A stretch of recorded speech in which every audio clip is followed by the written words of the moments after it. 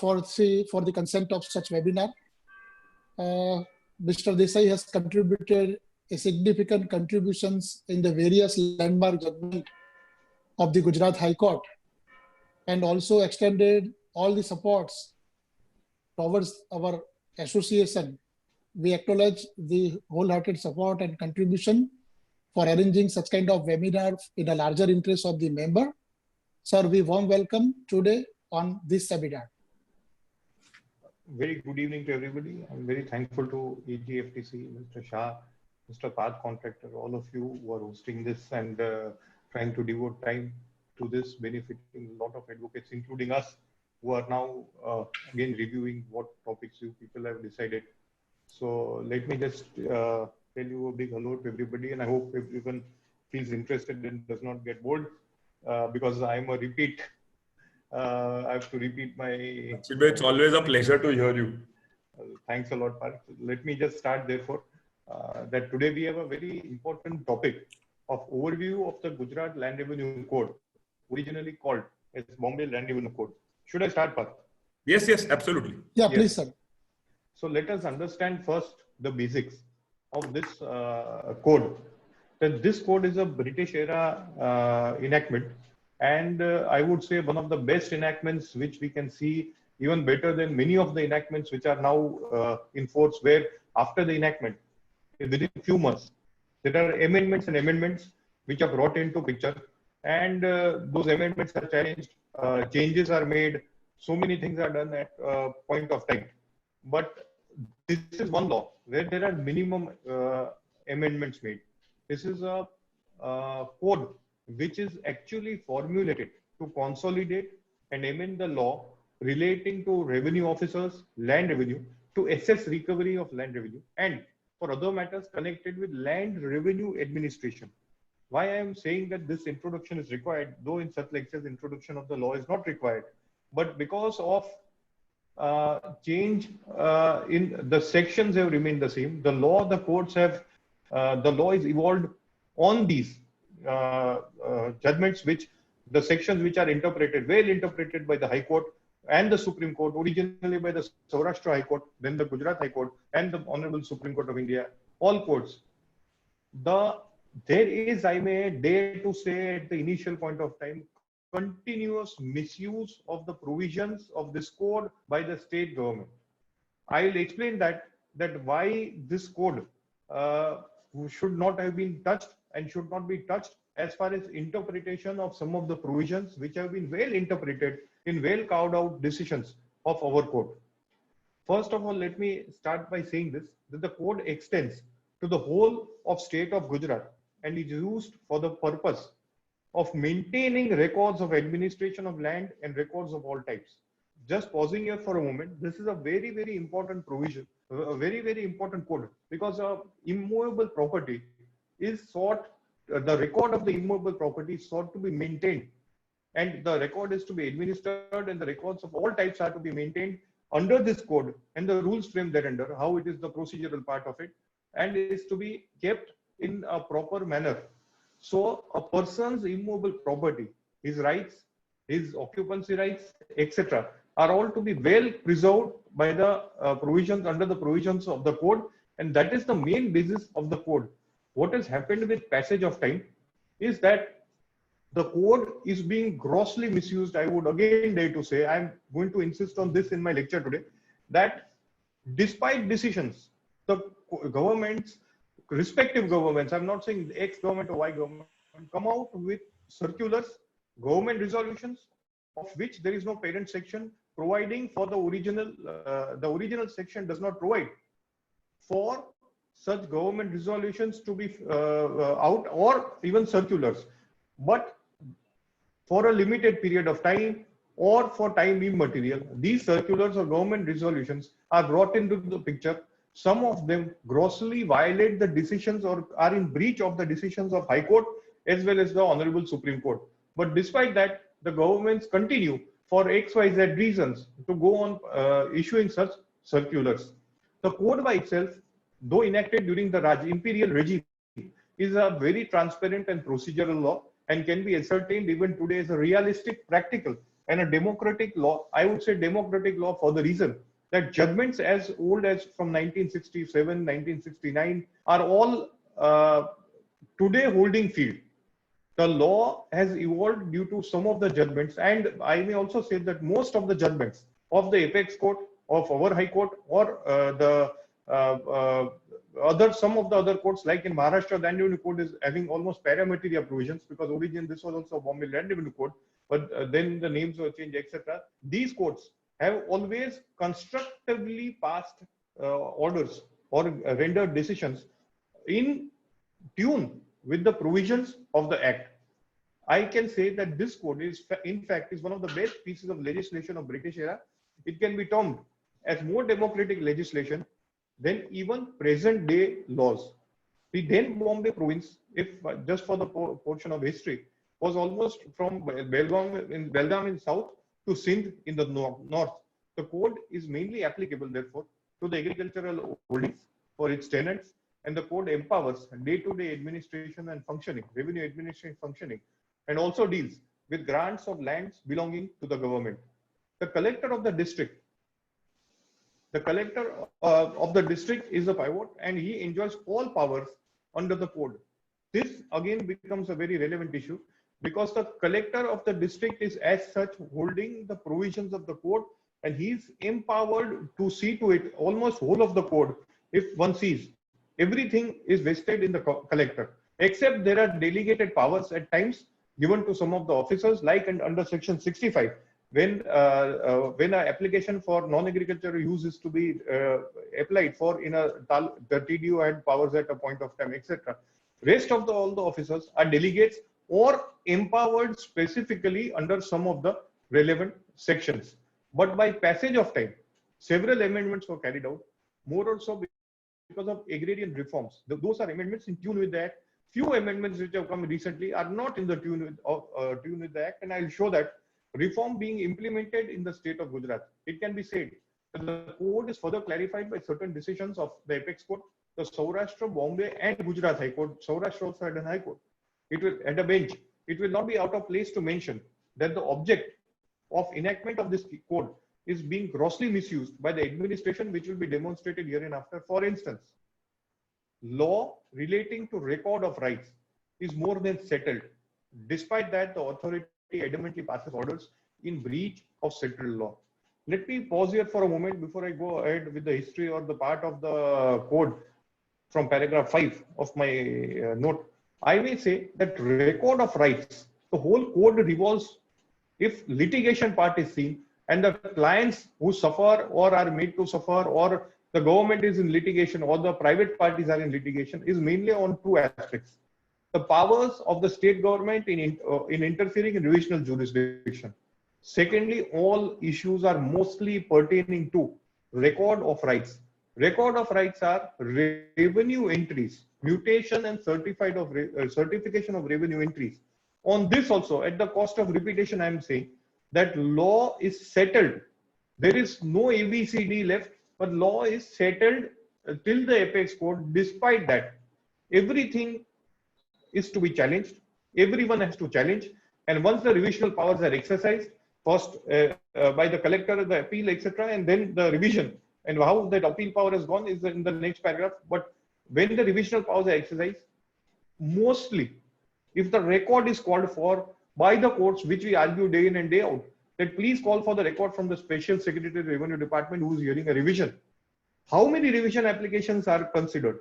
How many revision applications injunction is granted? And in how many revision applications the orders of the collector are set aside? It will, everyone will be shocked to see that a day will come when the courts will call for the records. And once the records are called for, it will be evident from that I may dare to say about 90% of the revision applications are trashed out. They are thrown away. They are rejected. Therefore, the discussion today would be on the decisions and the overview of the code in view of these two topics, that is revisional powers and mainly record of rights. I may then continue with this. That the British administration thought it fit that there should be a semi-judicial curb on certain orders, action of revenue officers, and therefore created revenue tribunals, which consisted of, this is again very important, judicial members. But of late, the government has taken away all important powers and wings of the tribunal are clipped. The wings of the tribunal are clipped, I'm saying, is because there was the tribunals, as I've stated here again, any order or action affecting rights of an individual passed under the code were all appealable. But a very valuable statutory right of appeal has been curtailed because of an amendment of abolition of divisional commissioners post, which discussion one can find in 70 GLR 307 in the case of Habib Nasir Khan. Just again pausing here for a moment. Orders of the authority were originally appealable.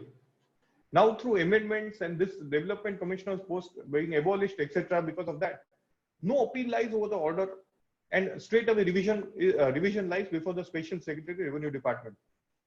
The tribunal, at a point of time, that is the Revenue Tribunal, consisted of judicial members, and the decisions were cited in the Gujarat High Court. The decisions were reported in a journal called GRTLR, that is Gujarat Revenue Tribunal.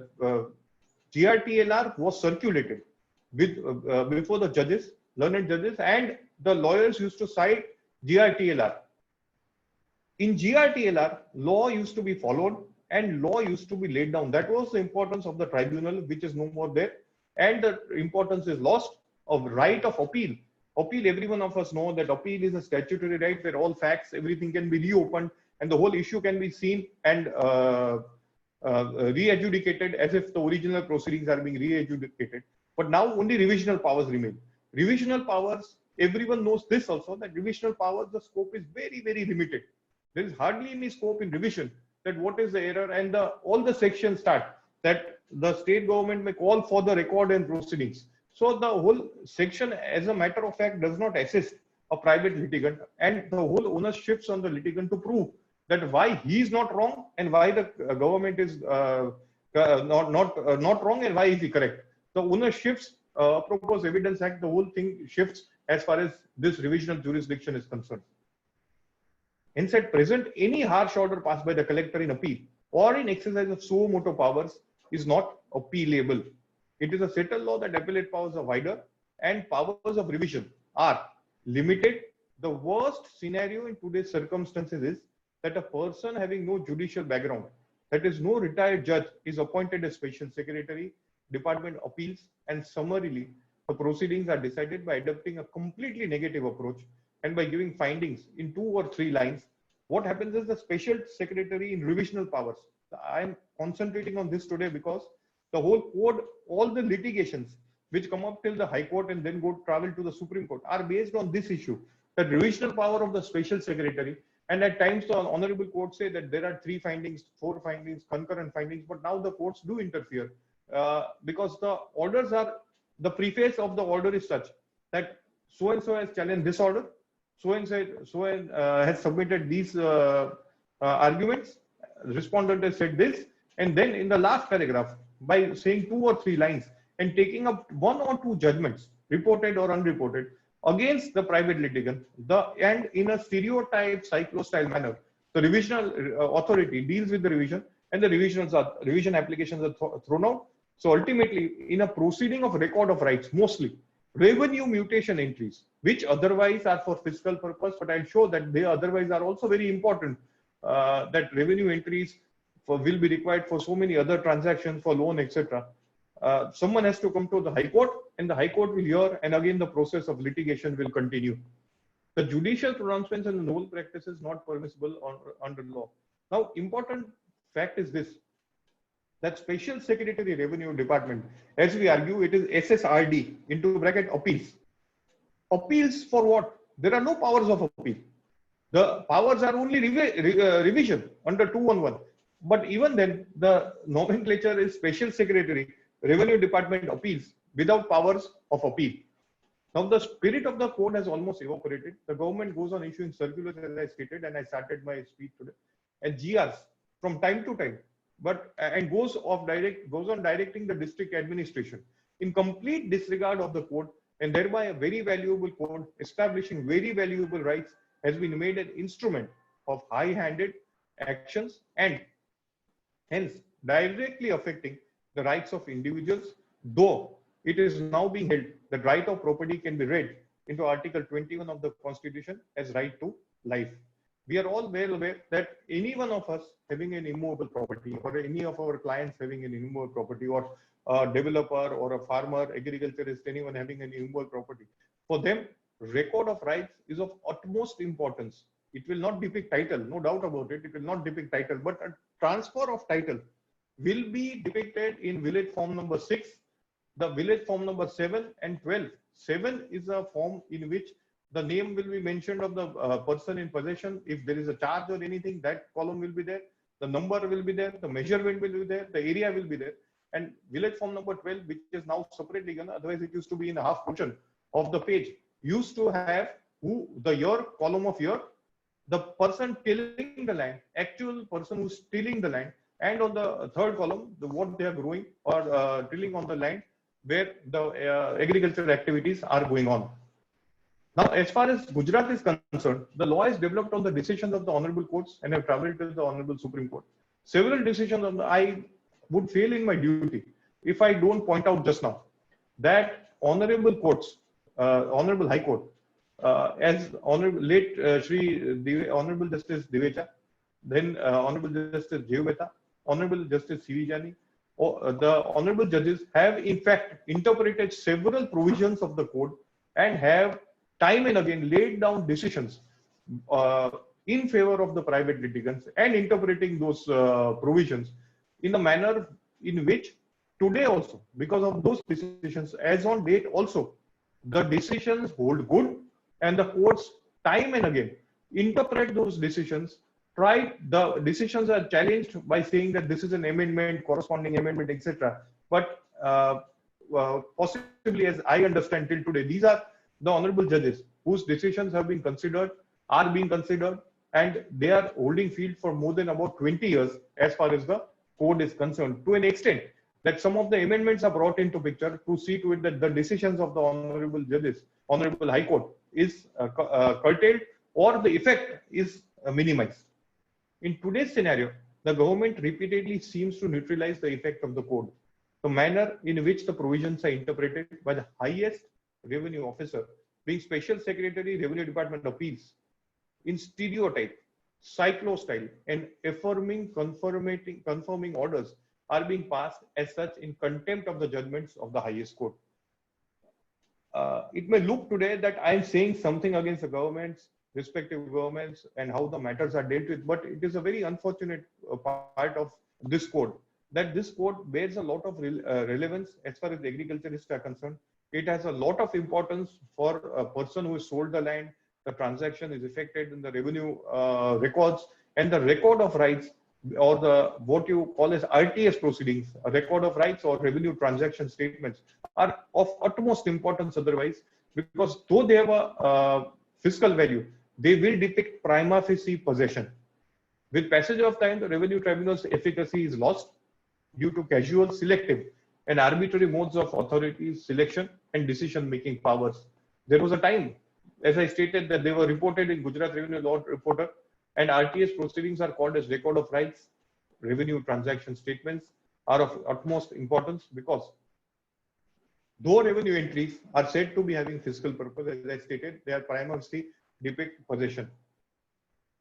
I would today try to assert that has time not come when the office of the Special Secretary Revenue Department is made accountable for ever-increasing litigations because of non-application of mind, or a retired judicial officer of the level of the district judge be appointed as the Special Secretary Revenue Department Appeals.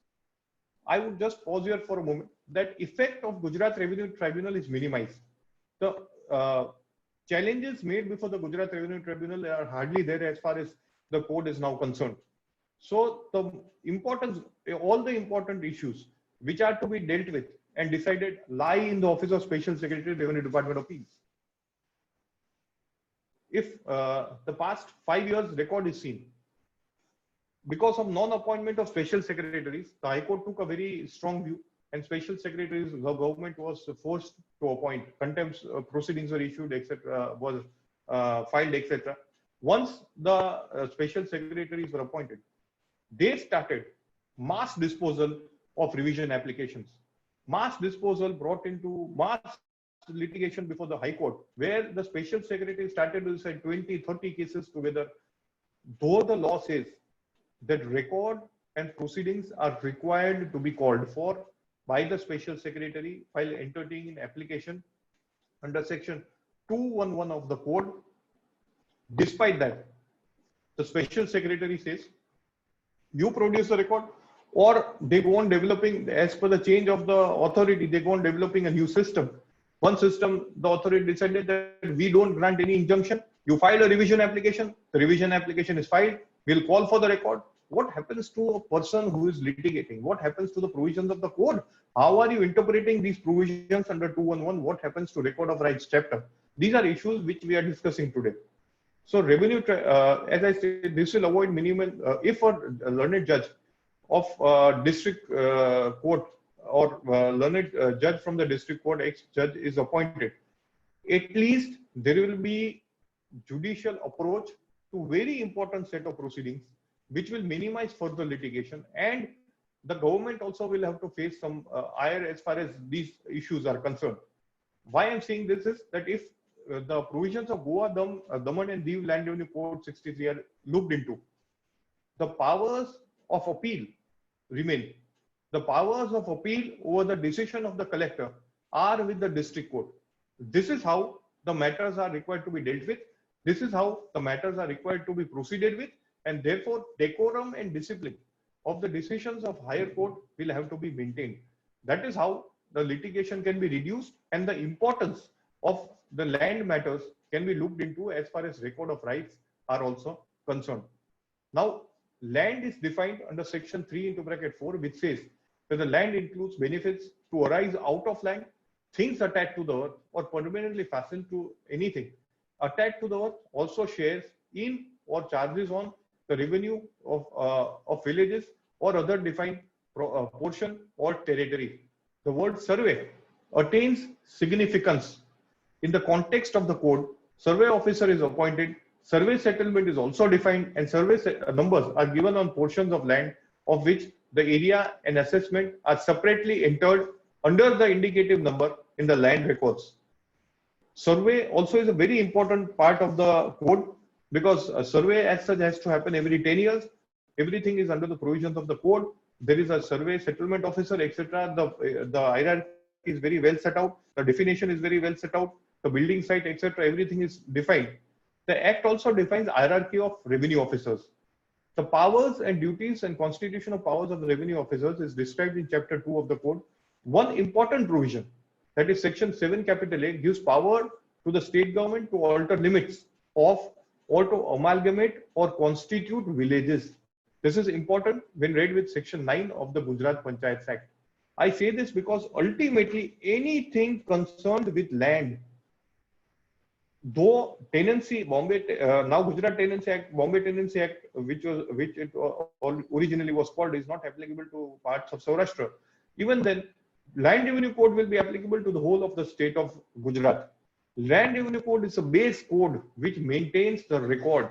So any step which is to be undertaken as far as dealing of land is concerned, of villages or agriculture land, etc., the steps, procedural steps, will be at least under the provisions of the Land Revenue Code, like what is stated here, that Section 9 of the Panchayat, amalgamation, alteration, etc. Support of Land Revenue Code is required to be taken. Now let us see the hierarchy of revenue officers. The collector of the district is the revenue administrative head and exercises such powers, authority and jurisdiction over the whole of the district.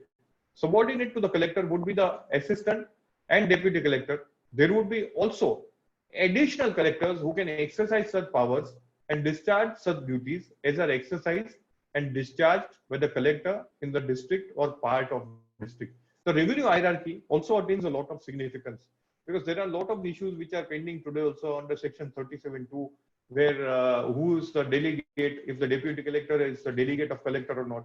If he is, then there is an amendment in the code. So then collector's order can be, collector has powers to pass an order or not.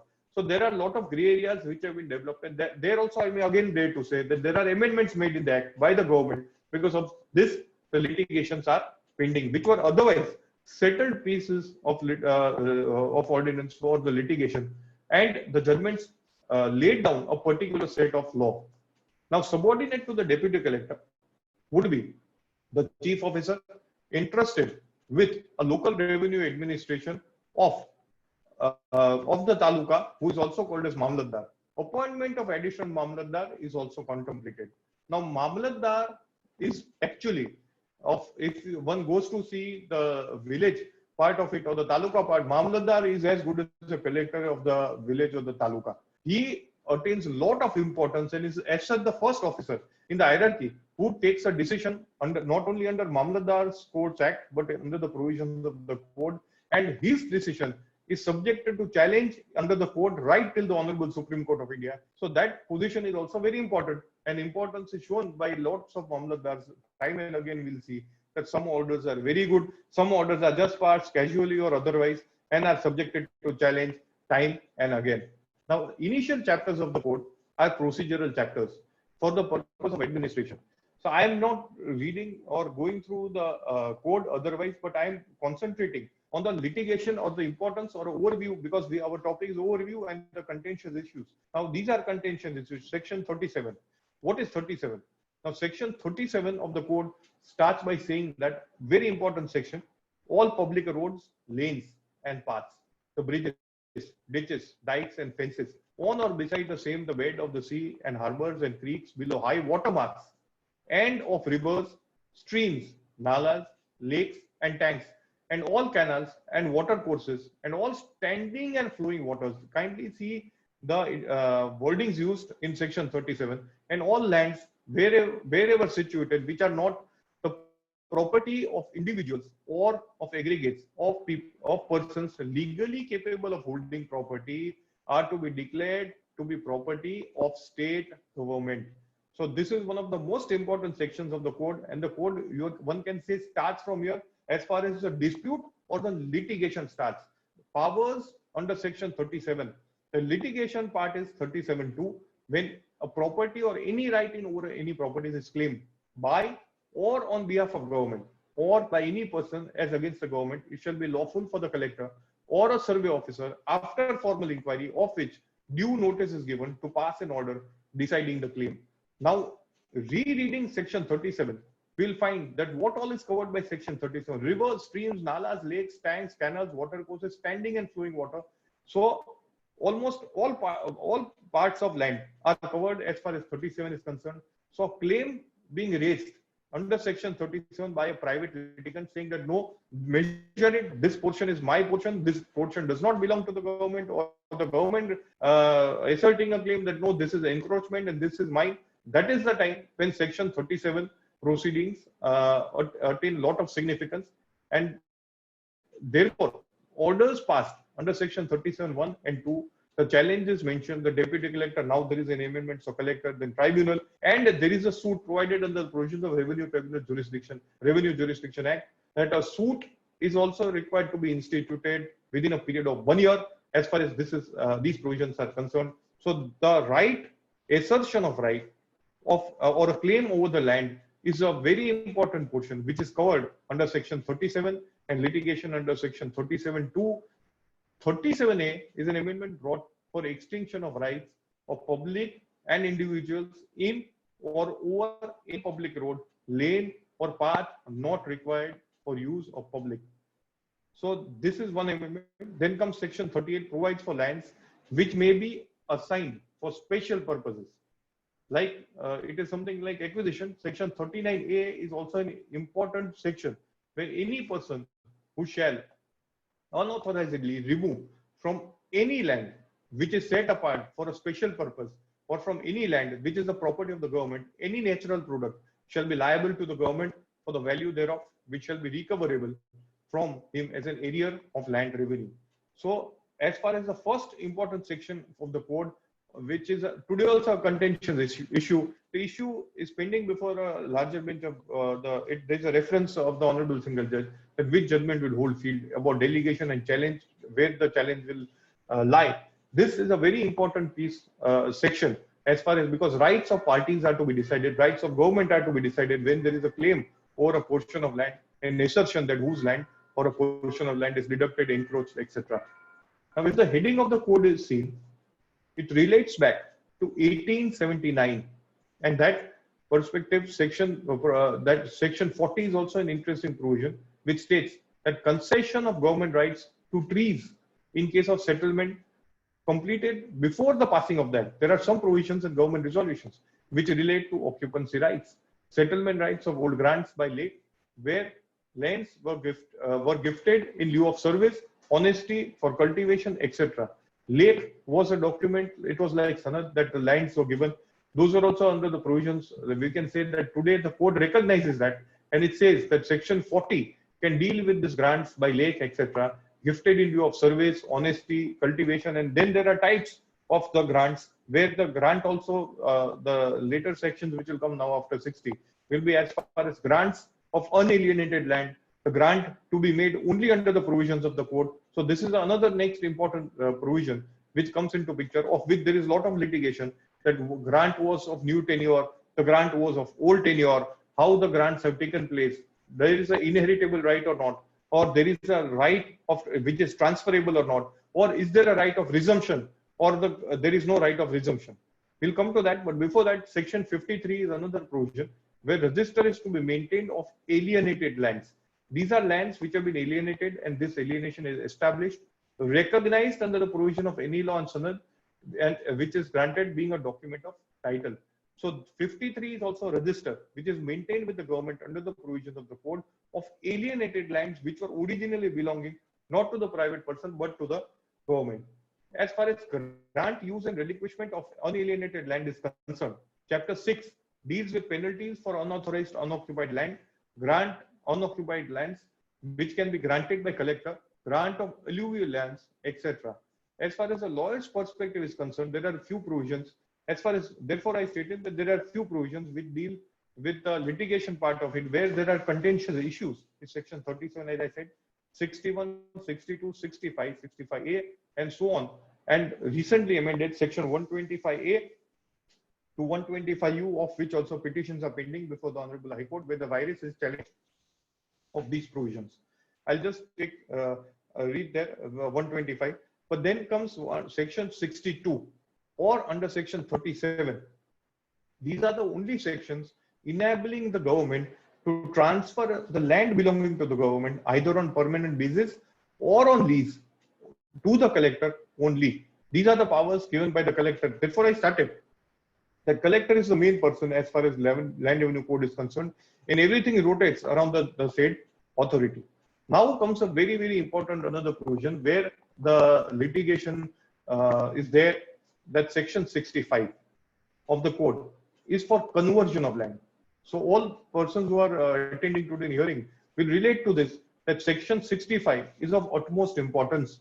Section 65 of the code is for conversion of land for the purpose, for the name for to non-agricultural purpose or for different non-agricultural purpose, which is covered under 65A of the code.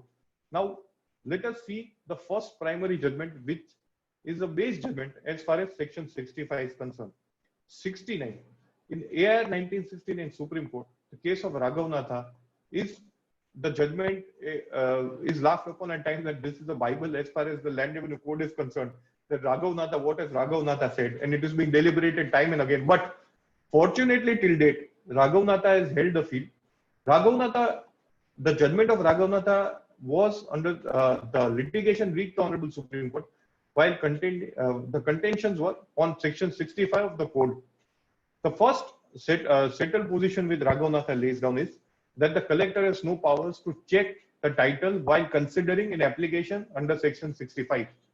Second portion is concept of unreasonable time was introduced by this judgment, that no powers can be exercised by the authority suo moto or otherwise after a period of few months where the time limit is not mentioned.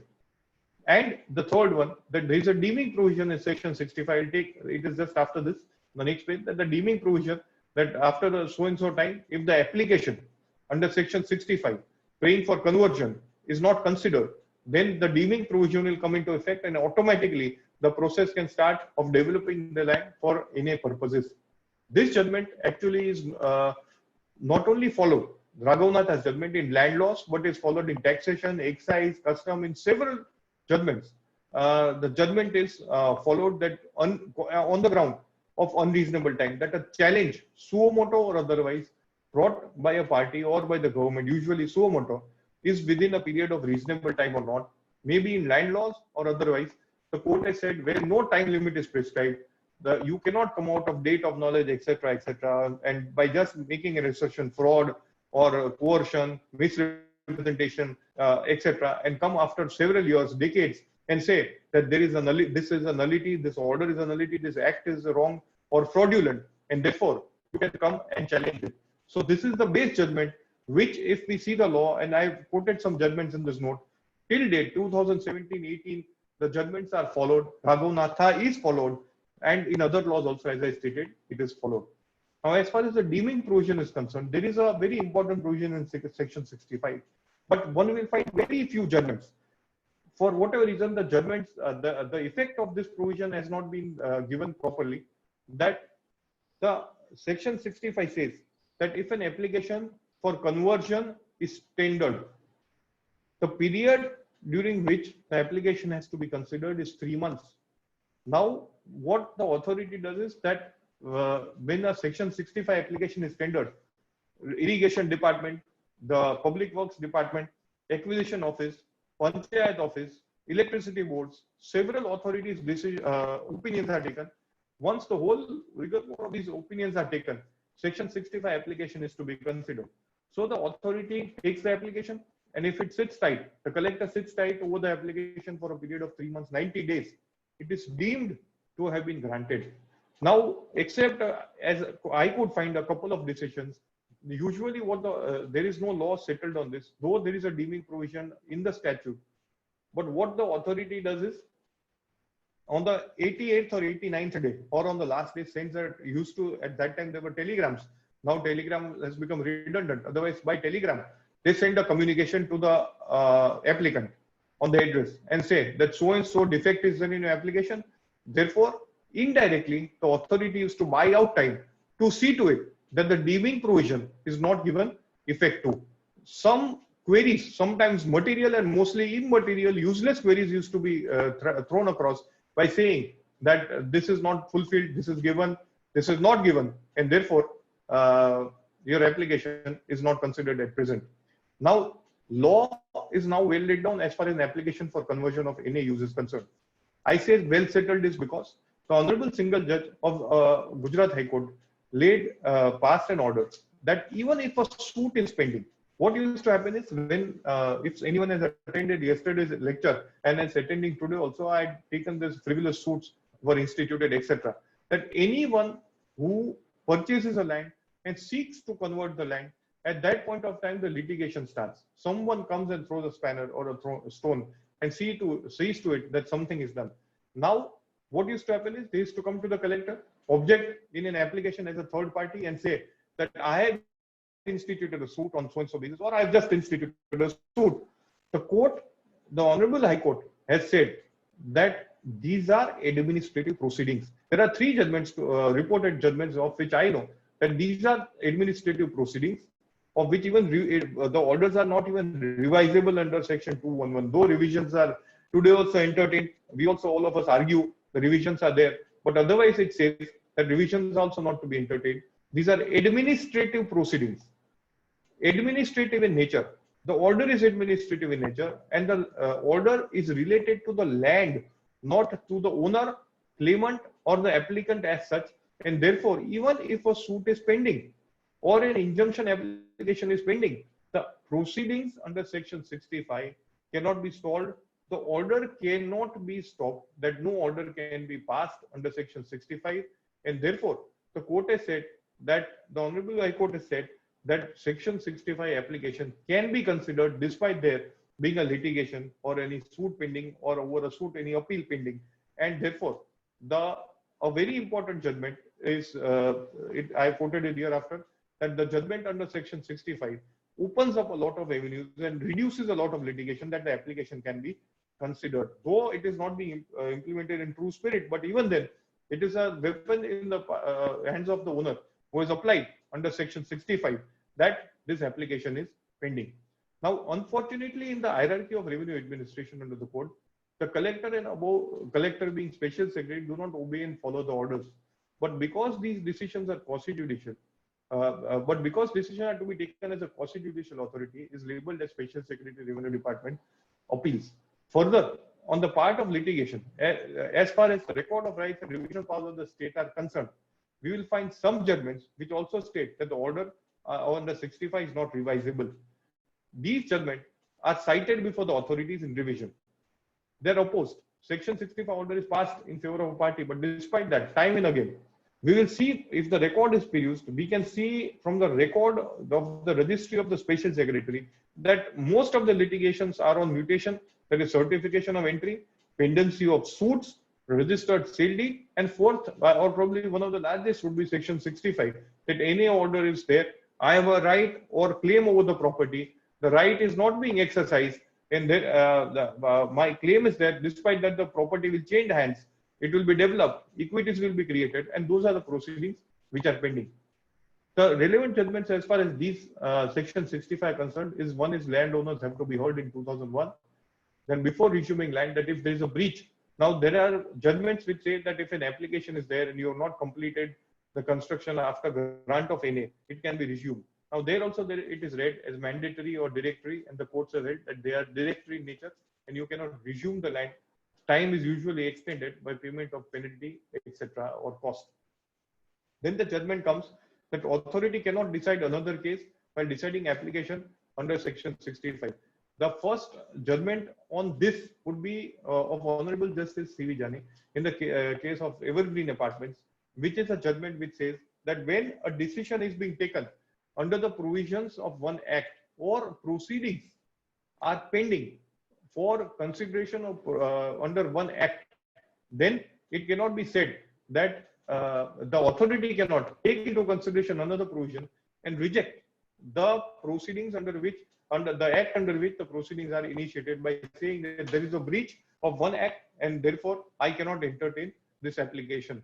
Now that law is also well developed. So now there is an amendment brought in Land Revenue Code in 135 to see to it, 135 to see to it that that judgment is not made operative, that they can look into it and even reject it. Initially, what used to happen is that a decision is taken under, if there is an application for NA is given, the collector used to can pass an order that no, you are not an agriculturist, you are not proved agriculture, therefore your application is rejected. In the case of Evergreen, for instance, the court said that no, you cannot touch that. You have to see that application. Now there is an amendment in 135, which say 8, that is probably 8, which says that no, they have powers. Initially, even reference was not permitted. Now they have powers to decide the application on the breach of, if there is a breach in any other section. Now, as I stated, order is administrative in nature, not revisable in section 65 is 2005.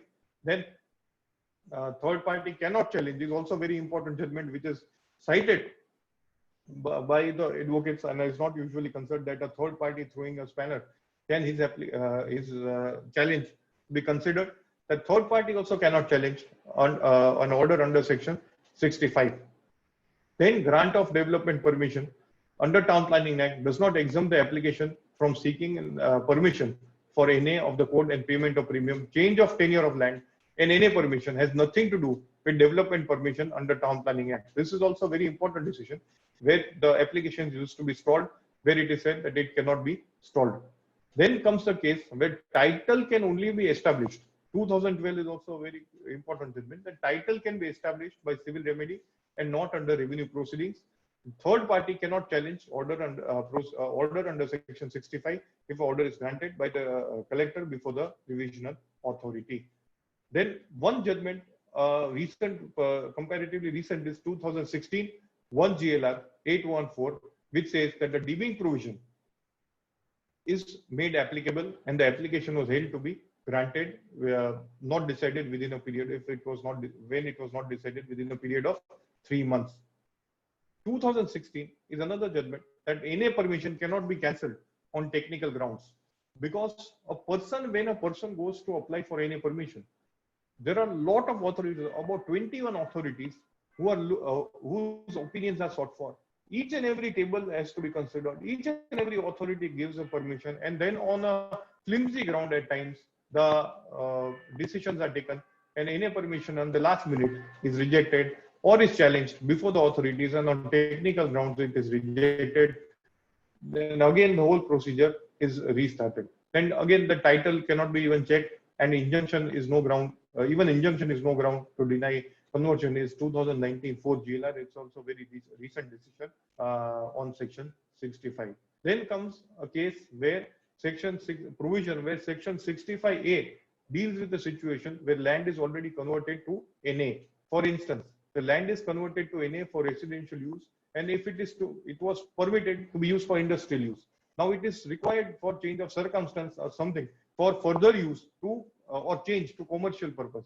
Then on payment of, actually no word like premium is there, but on payment of conversion charges under section 65 of the code, powers are given to the collector to convert the land further for another use. So these provisions are extremely important, 65 and 65, because the whole nature of the land, the usage of the land changes, and therefore these portion of these judgments are of utmost importance as far as the overview of land revenue code is concerned. Then comes section 66, which deals with penalty using the land without permission. Then 67 is also another very important provision read with 72, that permission can be granted of use of land on certain conditions, and 72 deals with intestate occupancy or holding to be sold under section, and section 70 deals with occupancy transferable and heritable. Now occupancy is, once a person is declared as an occupant, the occupancy is not only transferable but is heritable right, and there is no as such power of resumption of land when the land is granted an occupancy certificate is issued. Instead, there is a right of resignation, that the occupant can resign as far as the land is concerned if proceedings are if he is declared as an occupant and there is no power of resumption, though there are orders passed of resumption of land, that power is not given to the state government as far as a person being declared occupant. And there is an old government resolution of 13/1950 which deals with occupancy rights. Then comes section 73A with restriction on right of transfer, and section 73AA, where also it's a huge litigation that transfer of land of occupancy of tribals to tribals or to non-tribals. To save these are agrarian reform sections or the code itself, that to save the rights of a tribal, to see that exploitation does not happen and the land cannot be sold to a non-tribal, or even the first sale to the tribal, permission is required to be taken of the authority of the district if such a transfer is sought for. Another important provision is section 79 capital A, which states that there can be summary eviction of persons unauthorizedly occupying land. Powers of summary eviction under the section are to be read with the later section, that is 202 of the code, which says that the collector can proceed in order to evict any person wrongfully in possession of land. We will find several litigations where disputes are raised that section 79A is wrongly being enforced. Firstly, on the ground of breach of principles of natural justice, and secondly, that the words unauthorizedly and wrongfully are loosely interpreted by the revenue authorities. I say loosely interpreted because of this, that for instance, if a land is granted for so and so purpose with conditions, and if those conditions there is a breach, then section 79 is usually utilized. Notice is issued under section 79 capital A by saying that these are the powers under which there will be summary eviction. Summary and eviction. So therefore, the court has held that first of all, read with 202 of the code, there has to be hearing. Breach of principles of natural justice should not be the case. The hearing has to be afforded. One. Secondly, there are disputes pending that the words unauthorizedly and wrongfully are used in 79A. For breach of condition, can it be said that section 79 capital A has to be brought in force, and because of this section, under this section, the powers are given to the collector to see to it that there is summary eviction, which according to some judgments and according to me, I would say that these issues are asserted day in and day out, that 79A does not give powers to the collector in case of land which is of the ownership of the person for breach of any condition, and the proceedings cannot be initiated under 79 capital A. Chapter 9 is again a very important provision where settlement of boundaries, where issues arise when lands are granted on adjoining boundaries of two villages. There are zero survey numbers at times, which at times are still in today's days also unsurveyed lands, which has no survey number. And they are barren, unalienated lands not otherwise described in the records of the government. For these, there are proceedings which are to be initiated in the nature of arbitration under section 120. And if arbitration fails, the survey settlement officer of the superintendent of survey of the office of superintendent can be appointed, and the effect of settlement of boundary is to be given under section 121 of the code. Recently introduced amendment. This is again a very important issue, which is, though it is pending, but I am not commenting on that. But otherwise, these are the provisions where transitional areas are described. Now, 125A to 125U, section 125 to 125U are introduced by the government, where these, according to me, are contentious issues. Issues are pending before the Honorable High Court by way of petitions, where the government has got this amendment done. A land belonging to two parties, for instance, the owner, the government is not at all concerned, and there is an encroachment, or there is a proposed society which has encroached, or a private party is encroached. These provisions give power to the government to regularize those encroachments or occupants. Now, this is a pure dispute between the owner and the encroacher, or the whatever claim the encroacher may have, right or wrong, or whatever claim the owner may have. The government has no right, authority, or jurisdiction to get this amendment introduced in the provisions of this code. I am saying in the provision, I am not saying that they are powerless, but in this code, under this code, there are no powers with the government to get this amendment given and take effect, where the collector issues a notice that on, for instance, survey number 12, if so and so in so and so district, you apply, and it will be declared as a transitional area, which is also defined under the Act, and it will be regularized, where the owner is not to be heard.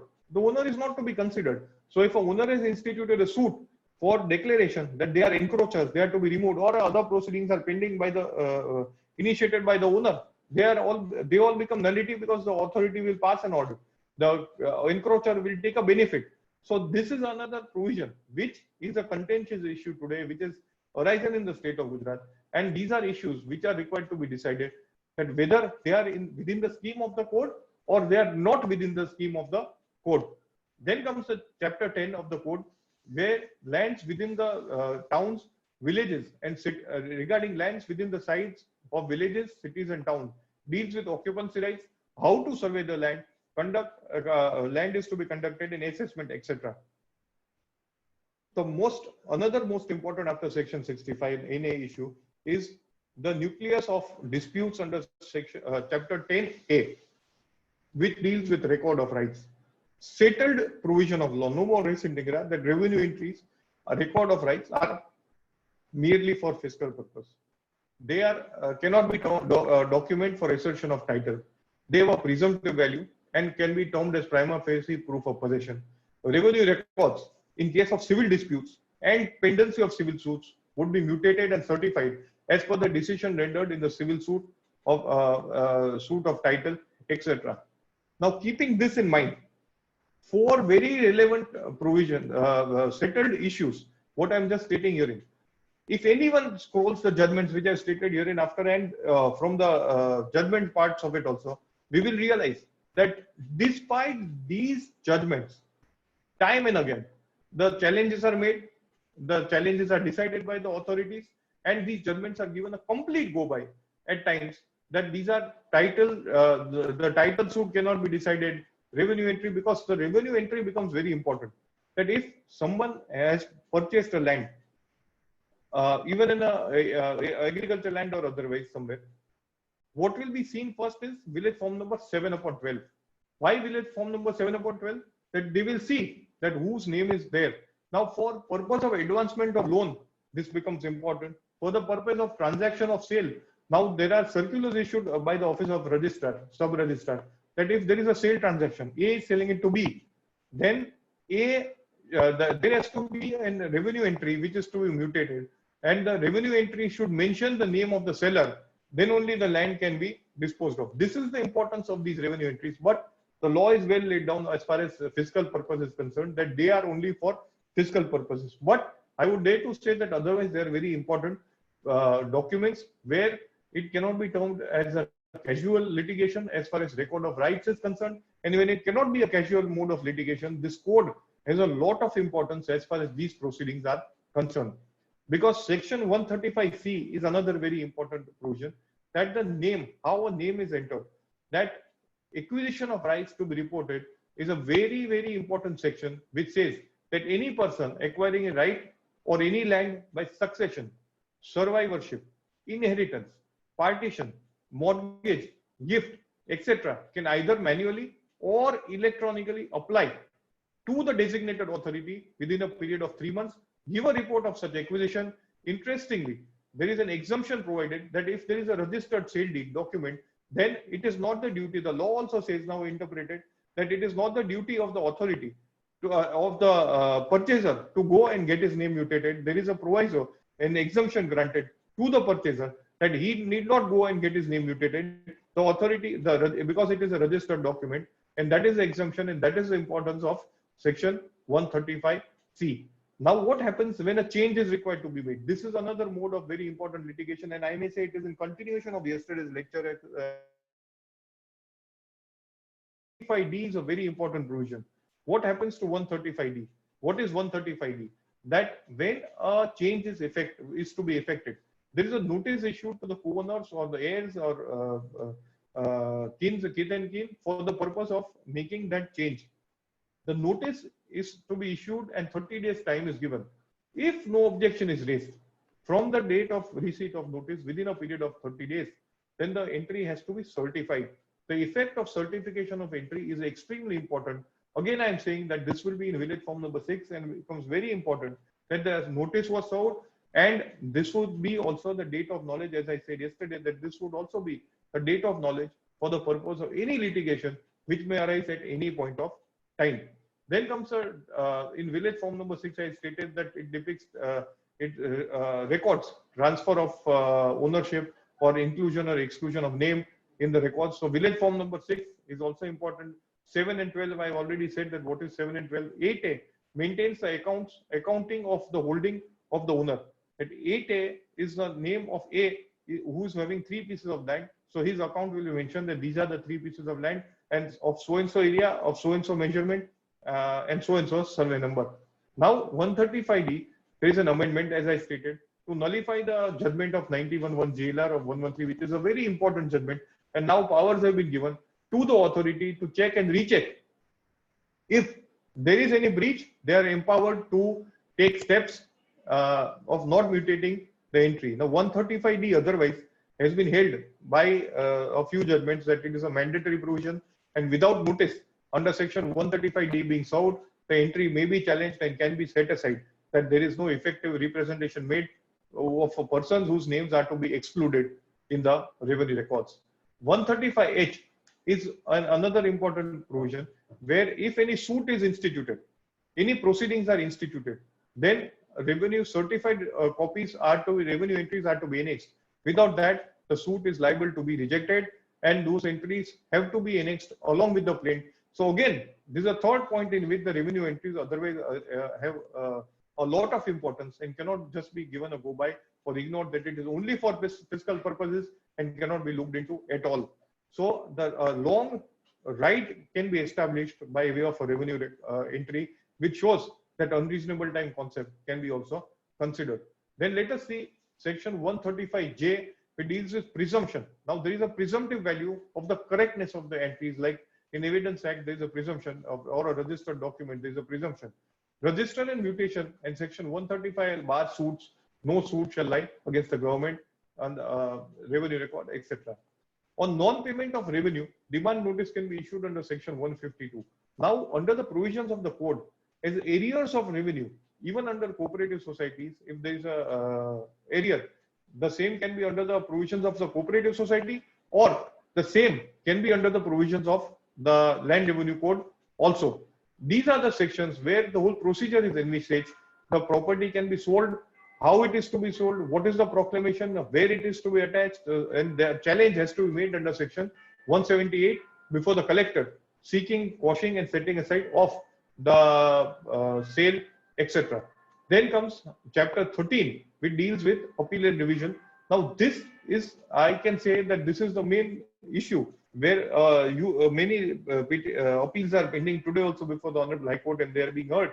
Otherwise, unreasonable time, as stated, that even if the order which is subjected to challenge by the government is invalid, or there is just a mere allegation of fraud, or if the proceedings are said to be ab initio void, etc., would the concept of unreasonable time be put into operation with saying that the order was without jurisdiction, that the order was without any authority, or fraud has been committed, or anything of such, that he is not an agriculturist, etc. The decisions which I have stated in the note are all decisions on under several enactments, like Tenancy Act, Gharkhed Ordinance applicable to Saurashtra, Tenancy Act applicable to Gujarat. Then under the provisions of Fragmentation Act, that even if a transaction is void, the courts have repeatedly held series of decisions under Land and Sales Tax Act, etc., which have laid down a law that no, these are issues which are proceedings which are initiated are beyond reasonable time, in some cases 5 years, that the courts hold. There are decisions which say that no, these could not have been, these are not proper proceedings, and you could not have been, you could not be said to be owner, etc. But the proceedings are initiated beyond reasonable time, and therefore we cannot interfere.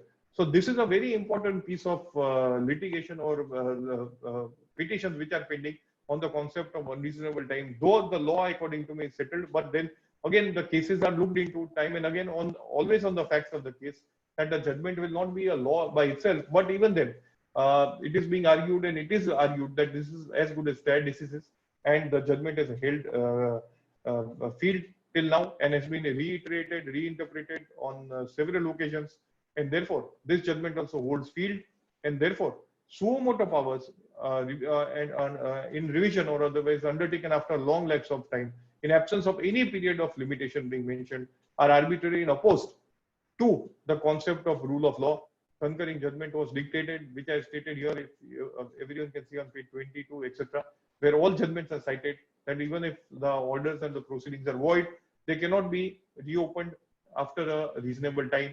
And catena of decisions, few of them I could assert and get, of which I have quoted here, the whole list, that these are decisions under various laws, land laws and otherwise, when initiation of proceedings is held beyond reasonable time. And these are judgments on the side of the petitioner always, or a private party, which says that these are settled issues. Therefore, as far as the court is concerned, these are the few contentious issues which are required to be looked into and are decided. That record of rights, unreasonable time, any proceedings and powers of the authority dealing with these issues, and therefore the contention today we are restricting our speech to this lecture only to the contentious issues. So I'm not taking all of you to other provisions, and there are disputes of survey settlement, district land authority, where they decide several issues of salt pans, etc., and issues of another statute dealing with land revenue code jurisdiction part. But these are the main issues based on which the litigations have always commenced, and litigations are pending and are being decided time and again. The revisional authority, though has no powers of review at times, though decided way back in 1971 GLR that revisional authority has no powers of review, review jurisdiction is not there, at times it is being entertained, but there also it is not an inherent power, and therefore review jurisdiction is also not provided to the revision. But ultimately it's a revision having less powers than an appeal. Therefore the whole debate starts and the whole issues arise, that why appellate powers are not given, why the authority is a government officer and not a learned judge, ex-judge, who can decide these issues. Now, as far as judgments on section 211 are concerned, one can see that the order says that no revision is maintainable, or if there is an order of state government, Like if the collector passes an order saying that these are under the instructions of state government, then will a revision application lie or not? It will not lie. That is a law laid down. But if there is just a yadi or something from the government and the collector passes an order, then revision will lie. Then under 211, no evidence can be read. Secondly, record and proceedings are to be called for. Delay locus standi application for delay condonation is not required to be filed. But otherwise, again, the concept of unreasonable time will come into picture. As far as code is concerned, the rules are framed under the code, which are also very exhaustive rules. And the rules are extensive in nature. In fact, give proper implementation to the code and are elaborate and are very well elaborated. As far as the initial chapters of the rules are concerned, they are revenue survey part of it, that what is survey, how revenue limits are to be fixed. Rule 29 read with section 37, that what is to be done, then what is required to be seen as far as grant is concerned, what is gift of possession, gift of revenue, etc., how it is to be considered, how small strips or adjoining right of something like right of preemption, that land is to be granted if there are small strips next of land adjacent to which is occupied unalienated building sites, how it is to be given, is auction required. There are a couple of decisions which say that no auction is required. If a land is adjoining to your land, it is not required. Therefore, these are special provisions which are regarding all these occupancy rights, disposal of grazing lands, then alluvion and diluvion of holders of the land and shifting boundaries, including cattle stands and dhobis and potter's ground. So very, very important rules are enumerated under the provisions of the code, where grant of sanad is also mentioned. That what is a sanad? Sanad is now declared as a document of title issued in valid exercise of powers under the code. How it is to be issued, kabulat, or how the form is to be placed. The schedule says that it is provided there. Chapter 15 deals with, again, record of rights. And the appeal, here again comes after 211. The issue of where the 211 revision lies is Rule 108, deals with disputes with which can be entered in register of disputed cases. Rule 108 into bracket 5 deals with appeal, and Rule 108(6) contemplates further revision under the rules. Now, these are record of rights, but it is well laid down that these are not title disputes, etc. And the rules 105, 106, and 211. This is how the proceedings commence, and this is how the rules are usually taken care of and considered as far as the proceedings of land revenue code are concerned. In today's circumstances, for instance, Rule 119A becomes relevant because it deals with general calamities. So it's, we must see and appreciate that this code is of 1879, and then the amendments, though this is an amended rule, but everything is considered that becomes relevant because it deals with general calamities. That when the collector has ascertained by local inquiries that owing to a partial or total failure or destruction of the crops, it may become necessary to suspend collection of land revenue. It may be that in the present circumstances of COVID-19, this rule may be invoked in case of farmers who are not able to lift their crops, and it can be termed as a natural calamity. Even local calamities by fire or flood or harvested crops or other properties, similar concessions can be given. So this is how grant of inalienable land, etc. is dealt with. So the contentious issues as stated that are for record of rights,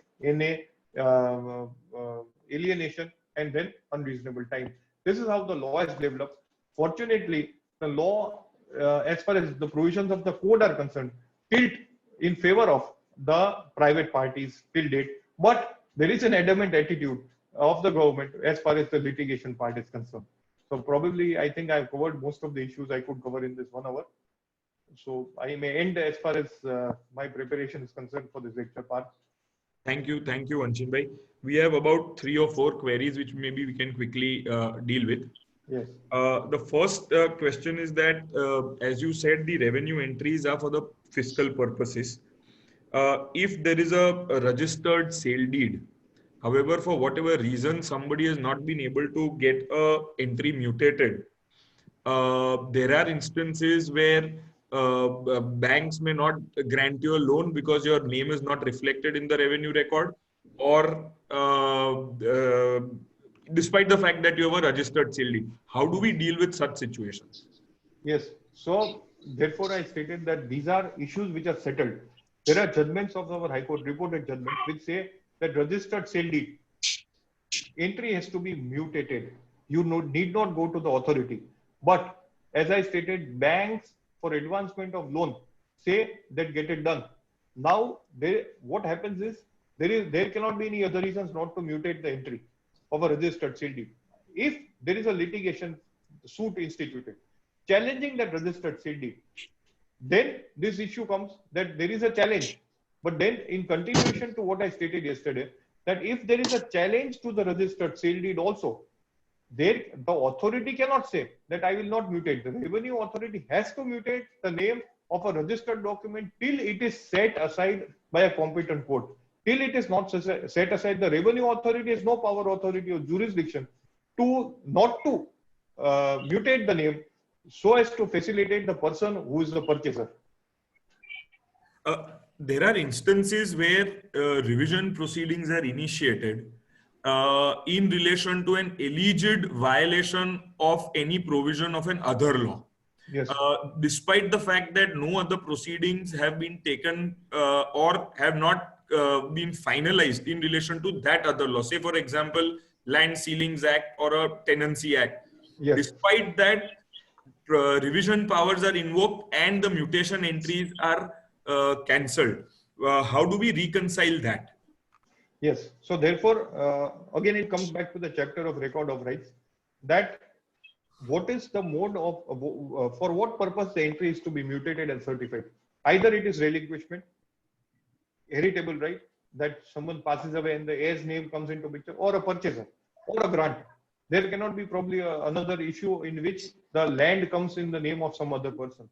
Now, if it is so, then the authority must register the document or the name of the parties concerned and mutate, and thereafter, after following section 135D, mutate and certify the name of the person concerned. Now, if there is a breach, for instance, there is a breach, as you are saying that someone has asked a question that there is a breach of another law, that he is a non-agriculturist.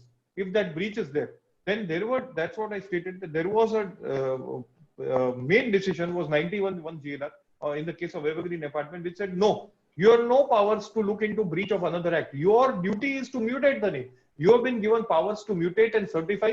You do that under 135. You have to do that. That's all. You have no other powers. But now there is an amendment in 135D8 which has given the powers to the authority to see to it that if there is a breach, as far as another statute is concerned, he may decide not to mutate and certify the entry. Now, there is an amendment now in the Act. We have one query which says that can a company acquire a land belonging to a scheduled caste or a scheduled tribe after obtaining permission under section 73AA from the collector for non-agricultural purposes? There are two issues as far as I know. There will be two issues as far as this question is concerned. First of all, company has to take permission. The company is not an agriculturist. So if that permission is granted or not. If the permission is granted, the second hurdle is that the land belongs to a tribal. So that permission is granted or not to the company. And now if that permission is granted to the company, then what is the effect of conversion is the third issue under section 65, that can conversion be granted or not. So I think these three eventualities will be debated upon and there will be catena of judgments on this, but it is a point of litigation that possibly there will be free cases where all three permissions are granted simultaneously, or I'm sorry, not simultaneously, but in stepwise, that first permission to purchase, then permission to convert, permission under 73AA to buy it from a tribal, and then convert it. So if the first two hurdles are crossed, permission is granted and 73AA order is passed, then conversion will be an independent proceeding under section 65. We'll take one last query. Yes. Entry of a registered sale deed has been refused on the ground of Bombay Provision of Fragmentation Act, but no such proceedings are initiated under the Fragmentation Act or no civil suit has been filed. What is the legal stand available to the purchaser? If there is a breach, there is an allegation of breach. No, yes. Is refused on the ground of the Prevention of Fragmentation Act, but proceedings under the Fragmentation Act have not taken place, no civil suit is filed. No, but then the entry has, according to me, the entry has to be mutated and certified. There is no other option available under the record of rights because, as I stated, 135D8 is an amendment.